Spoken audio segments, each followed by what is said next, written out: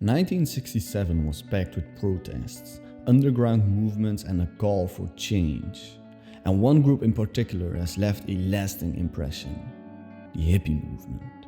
San Francisco is a song written by John Phillips and sung by Scott McKenzie. It got released in May of '67, just before the Summer of Love.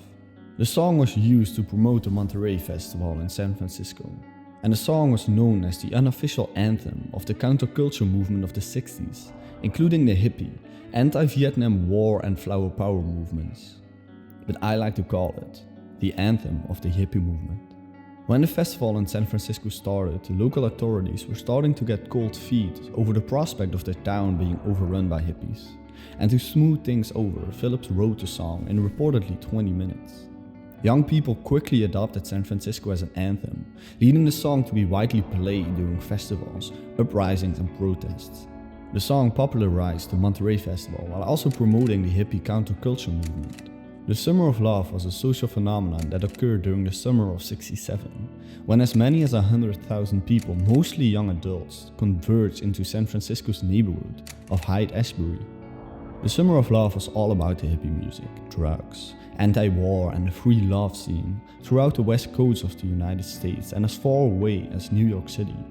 Spreading widely across America, the movement was heavily inspired by arts, poetry and music, finding much inspiration by the Beat generation of authors of the 1950s. The Summer of Love didn't really have a name while it happened. College and high school students began streaming into San Francisco during the spring break of '67, and the local government was determined to stop this influx of young people once school ended for the summer, unwittingly bringing additional attention to the scene, and a series of articles in local papers alerted the national media to the hippies' growing numbers.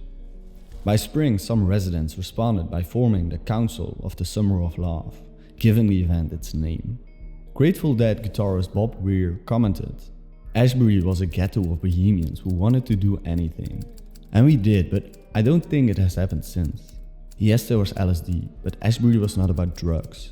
It was about exploration, finding new ways of expression, being aware of one's existence."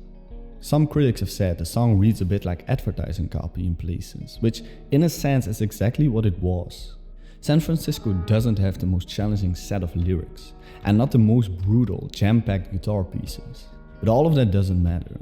It expressed the simplicity of what other songs couldn't achieve. It could encapsulate the hopes, dreams and aspirations of a generation of young people. But the movement wasn't quite as glamorous as it was portrayed at the time. There were problems with drugs and lives were ruined as people took it upon themselves to experiment with things they didn't really understand.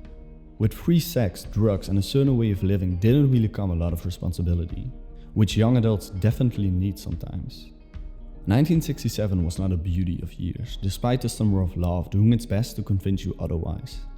Vietnam was in full swing, young men were drafted to fight in a brutal war far from home, and many never came home, and even those who survived were never the same.